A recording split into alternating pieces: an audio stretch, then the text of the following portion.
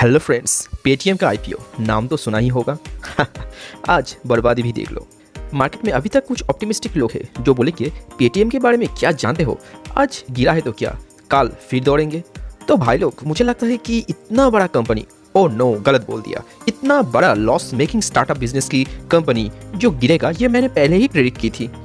भाई एक अच्छी बात, असली बात को समझ लो, वो है हम दिन में सपने देखना और हवा में बात करना। ये दो गलत आदत को खुद से दूर रखने की कोशिश करता हूँ।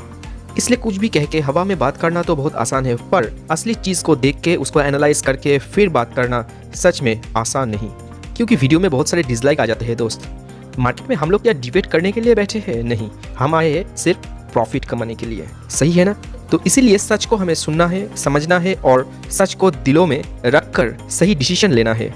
पर पेटीएम आज क्यों गिरा, ये एक 100% का सवाल है। एंड इसके पीछे जो कारण, जो गलतियां हमें दिखती है, वो एक के बाद एक इस वीडियो में मैं आगे चलकर एनालाइज करने वाला हूं। पर इससे पहले आप लोग अगर अभी तक मेरे चैनल को सब्सक्राइब नहीं किया है तो प्लीज़ मेरे चैनल को सब्सक्राइब कीजिए एंड नोटिफिकेशन बेल को ऑन कीजिए मेरे आने वाले वीडियो की नोटिफिकेशन पाने के लिए। Thank you.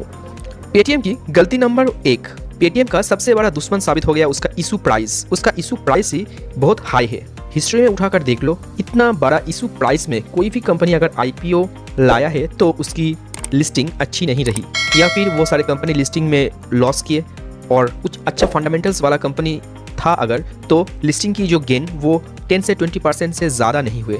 पर उन सारे कंपनी की इशू प्राइस अगर थोड़ा कम होते तो उसकी लिस्टिंग प्राइस, लिस्टिंग गेन 20% से बढ़कर इजीली 80 to 90% हो जाता। क्योंकि most of the time high listing price के ऊपर हाई लिस्टिंग गेन मिलना बहुत ही मुश्किल है। मेरी इस बात को साबित करने के पीछे बहुत सारे लॉजिक एंड बहुत सारे एग्जांपल्स हैं जो वीडियो में मैं आगे चल के बताऊंगा। पर और एक बात समझ लीजिए कि पेटीएम कोई प्रॉफिटेबल बिजनेस रन नहीं कर रही है। यहाँ पर अगर हम लोग नायका जैसी कंपनी की आईपीओ को देखें तो उसका जो प्रोफाइल वो पेटीएम से बहुत गुना अच्छा भी है एंड उसका इशू प्राइस भी एक ऐसे लेवल पर था कि उसे 90% अबव लिस्टिंग गेन मिल गया। मार्केट में आईपीओ की जो रेस लगी हुई है ना, तो उसमें कुछ लॉस मेकिंग कंपनी अगर खुद को शामिल करके प्रॉफिट कमाना चाहेगा तो उसका हाल शायद पेटीएम जैसा होना लाजमी है, जो मार्केट में इन्वेस्टर्स आज साबित कर दिए। नंबर 2, पेटीएम की आईपीओ का साइज इतना बड़ा था जिसके दौरान मार्केट में कुछ वोलेटिलिटी बनी हुई है कुछ दिनों से। ये बड़ा साइज का जो आईपीओ वो मार्केट में एडजस्ट हो जाए, यही बड़ी बात है। उसके ऊपर इन्वेस्टर्स को प्रॉफिट कमाकर भी दे दे लिस्टिंग के दिन, ये शायद कुछ ज़्यादा ही एक्सपेक्टेशन हम लोगों को हो गया। एंड जिसके दौरान फिलहाल पेटीएम में एक डाउन ट्रेंड बनी हुई है। और पेटीएम की आज ये हालत देखकर तो हम लोगों के दिल में एक बात आ रही है कि पेटीएम की बाद मार्केट की सबसे बड़ी न्यूज़ है एलआईसी की आईपीओ, जिसका साइज पेटीएम से भी ज़्यादा बड़ा है।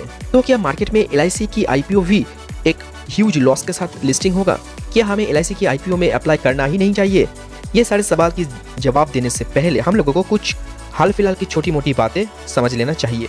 नंबर 1, एलआईसी की जो आईपीओ आने वाला है उसकी साइज सबसे बड़ा होगा, ये न्यूज़ हमको सबको पता है। पर गवर्नमेंट इस बात से भी भली भांति वाकिफ है कि अगर साइज बड़ा हो तो एलआईसी की इन्वेस्टर्स को लिस्टिंग गेन नहीं मिल सकता है। तो इन्वेस्टर्स को एक अच्छा खासा लिस्टिंग गेन देने के लिए ही शायद गवर्नमेंट ने ये डिसीजन लिया है कि शायद एलआईसी की आने वाला आईपीओ 2 भागों में बंटकर आ सकता है।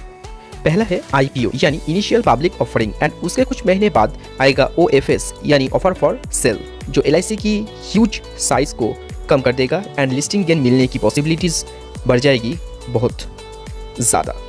नंबर 2, एलआईसी की आईपीओ की जो ड्राफ्ट हेयरिंग प्रोस्पेक्टस से जुड़ी हुई न्यूज़ एंड उसके अकॉर्डिंग एलआईसी की इशू प्राइस की जो कुछ थोड़ा बहुत न्यूज़ मार्केट में इधर उधर घूम रहा है, तो उसके अकॉर्डिंग एलआईसी की इशू प्राइस 500 के अंदर हो सकता है, जो पेटीएम की इशू साइज के मुकाबले बहुत ही छोटा है। एंड इसलिए एलआईसी की जो आईपीओ है वो मुझे लगता है कि एक धमाकेदार लिस्टिंग गेन देने वाला है। नंबर 3, एलआईसी एंड पेटीएम, इन दोनों कंपनी एक जैसी बिजनेस को रन नहीं करती है एंड दोनों कंपनियों को लेकर public opinion and trust factor भी सेम नहीं है। एलआईसी जैसी गवर्नमेंट की एक ओल्ड इंश्योरेंस कंपनी जिसमें इन्वेस्टमेंट करना बहुत सारे लोगों के लिए एक सपने जैसा है, एंड एलआईसी एक ट्रस्ट फैक्टर जो उसकी पॉलिसी बेचने में हेल्प करती है, वही ट्रस्ट फैक्टर एलआईसी की आईपीओ में भी एक बहुत बड़ा रोल लेने वाला है। तो इसलिए पेटीएम की ये हालत देखकर एलआईसी की जो अपकमिंग आईपीओ है उसको लेकर हम लोगों को बहुत ज़्यादा सोचने की ज़रूरत नहीं है। LIC no doubt 90 to 100% listing gain obviously देने वाला है। अगर माहौल अच्छा रहा तो एलआईसी 200% लिस्टिंग गेन भी इन्वेस्टर्स को कमा कर दे सकता है। एंड लॉन्ग टर्म में एलआईसी जैसे कंपनी में इन्वेस्टेड होकर रहना भी एक बहुत बड़ी बात है। तो इसलिए आप लोग अभी तक मेरे चैनल इंडियन मार्केट फ्लो को सब्सक्राइब नहीं किया है तो प्लीज़ मेरे चैनल को सब्सक्राइब कीजिए and thank you for watching.